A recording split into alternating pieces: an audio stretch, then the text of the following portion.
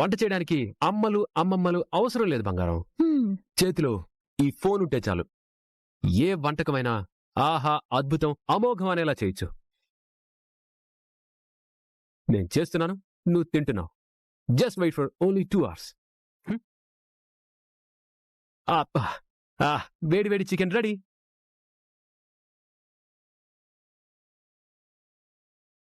Taste చేసి ఎలా ఉందో చెప్పు.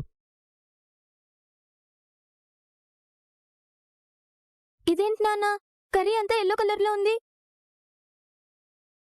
మీ నాన్న కారం అనుకుని పసుపేశారు. పసుపు అనేది యాంటీబయాటిక్ బంగారం. ఒంటికి హెల్త్కి చాలా మంచిది. ఏం పర్వాలేదు, తిని చూసి టేస్ట్ ఎలా ఉందో చెప్పు. ఆరాధ్య, టేస్ట్ ఎలా ఉందో చెప్పమంటున్నారు కదా, తిని చూసి ఒకసారి చెప్పమ్మా.